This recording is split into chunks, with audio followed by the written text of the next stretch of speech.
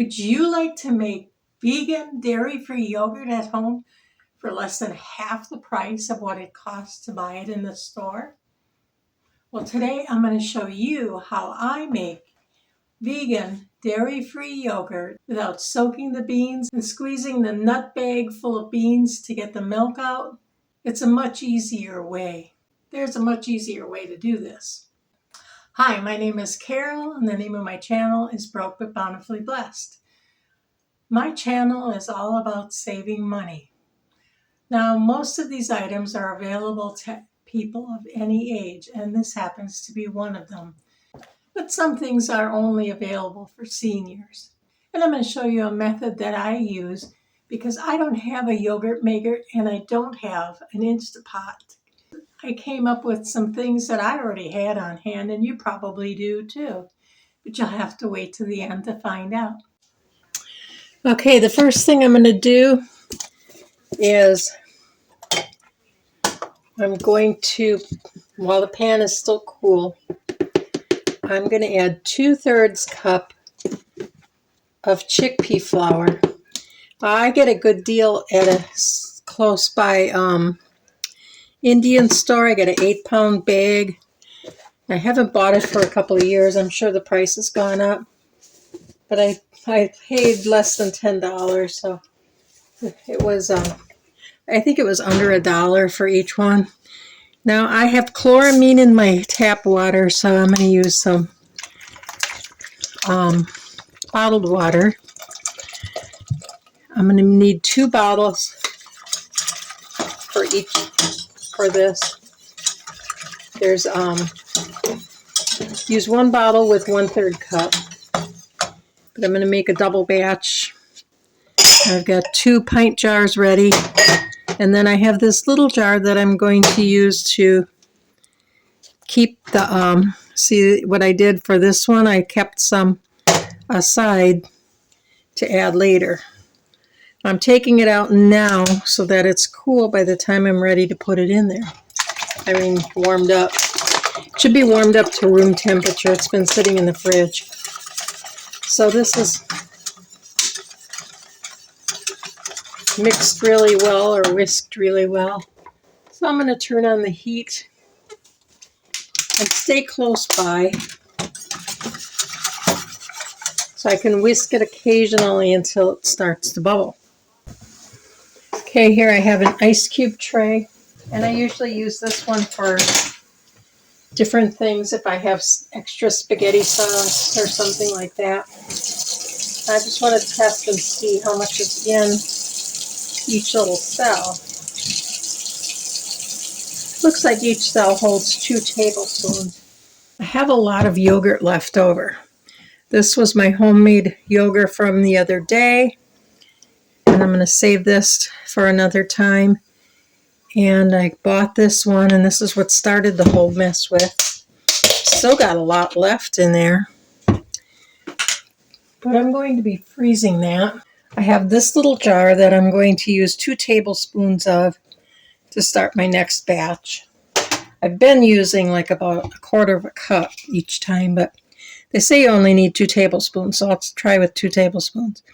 So the rest of this can be frozen, and I'm going to put 2 tablespoons in each section so that I can just thaw out 1 cube, and I'll have another batch of yogurt, because eventually this batch that I'm working, it will stop working for some reason. It always has in the past anyway. Now, years ago, when I first started making vegan yogurt or dairy-free yogurt, there was a recipe all over YouTube, and maybe some of you older vegans will remember it. And we used to get a package of shelf-stable soy milk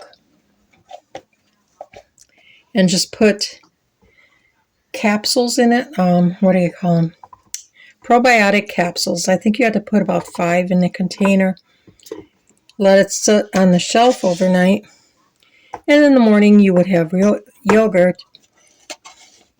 So I'd chill it, and when I'd get home from work, I would have fresh yogurt.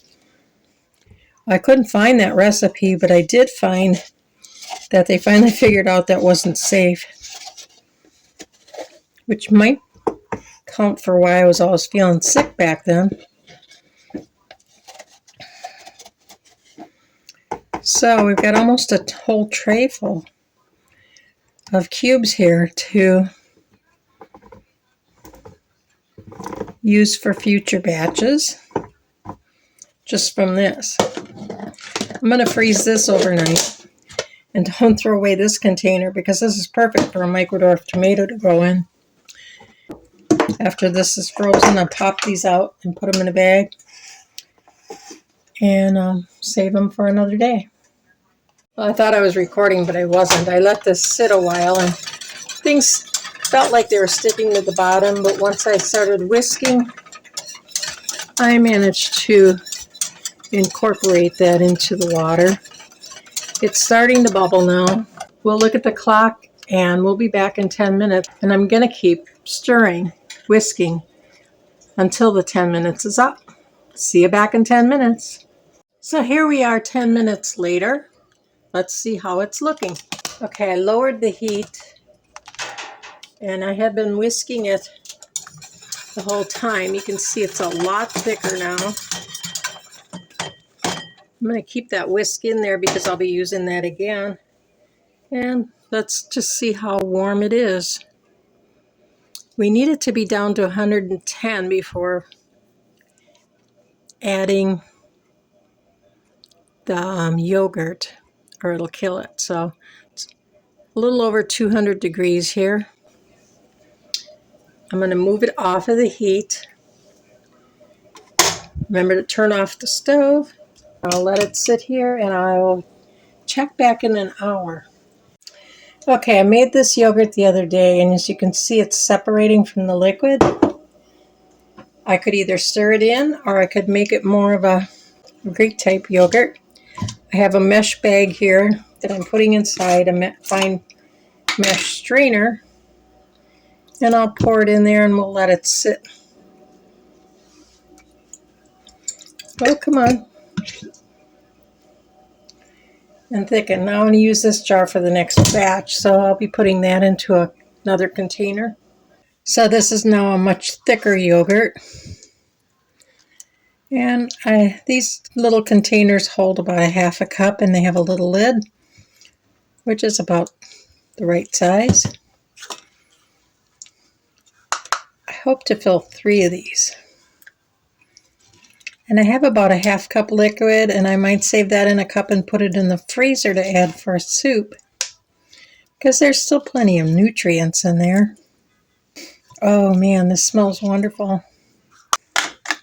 I managed to fill 3 of these, what was left.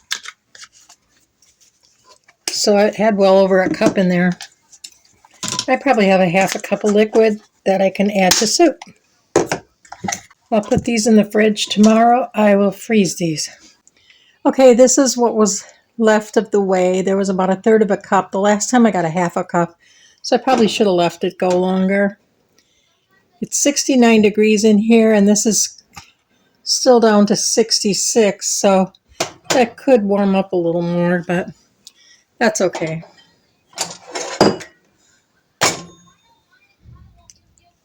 Let's see what our temperature is now on our yogurt. So I'm thinking it's been almost an hour and a half here. And we need to be to 110. Last time I checked, about 10 minutes ago, it was at 112. So I'm thinking we're going to be pretty close.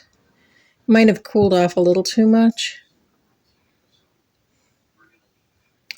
Yeah, we're around 106 and 107, so we're good. So we're going to pour this into a glass bowl because the culture doesn't like the metal. Now they say to use about 2 tablespoons. I don't have a clean tablespoon ready, but I have an 1/8 of a cup measuring spoon, so I'm going to use that. And it looks like I've got some whey in there too. Put that in there. Oh, it smells good. Now they say this is good for at least a week.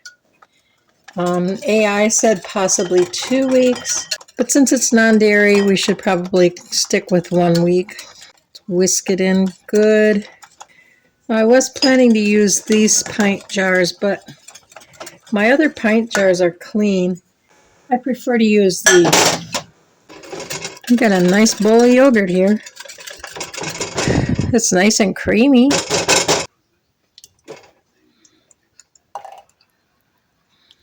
Whoop! That got a little fuller than I was planning. That's okay.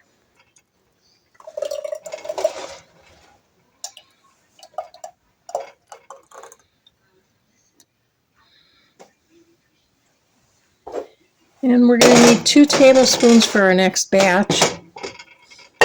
Unless we want to use some that we just put in the freezer. And when you use the yogurt from the freezer, you might want to use a little more because some of the cultures don't survive the freezing process. But you only need 2 tablespoons, and look at, we've got plenty in there. Now, to incubate this, we don't need to cover them. Now, I don't have an Instapot or a yogurt maker, but I made something up years ago, and this has worked fine. This is an old heating pad I found at Goodwill, and I did test the temperature on it. If I set it to medium and put my crock pot liner on it, this will keep it at 110 degrees and incubate my yogurt. And it works perfectly. Now, in the beginning, I thought I only had to put it to low, but I put my thermometer inside with the lid on. I used this thermometer, and I put it in there, put the lid on, and at medium, it got up to almost 110. It was more like 108, but that's close enough. If I put it on high, it's too warm. My other one, I have another heating pad, and that one worked at low, so make sure you test. We're going to leave this in here for 12 hours. So this means around midnight, I'll be able to taste it. And I could leave it longer if I want it more sour. The other day I left it for 22 hours, and it was sour, but I had used a 1/2 cup of starter for it. This time I only used 2 tablespoons, so it might take longer. We'll see. Be back in at least 12 hours. Well, I forgot to videotape how it tasted, but I will tell you, it tasted amazing. It was really nice and tart. And one of the things that I found to flavor it with, well, I had made a cake that crumbled because I forgot to put the flax egg in it. And I used that like I would granola at one point. I got this lemon lime flavored, what is it, Mio Hydrate. It's a sugar-free water enhancer. I don't use this very often. I don't like to use sugar-free products. But I put a little bit in there, and it tasted like key lime pie. It was so good. And I was going to have some more the next day, which was day 8, and it smelled a little funky, and I just tossed it. So I'm going to get out those ice cubes out of the freezer and make a new batch today. And I'm going to have some more key lime pie. Oh, and I forgot to mention, this makes about 4 to 6 servings. And there's between 4 to 6 grams of protein in each serving. About a 1/2 cup is a serving. And some of it I made into Greek yogurt and some of it I didn't. I did use some. The reason I made the batch to begin with is to make some tzatziki sauce because I was making some vegan gyros. And it worked perfectly for that.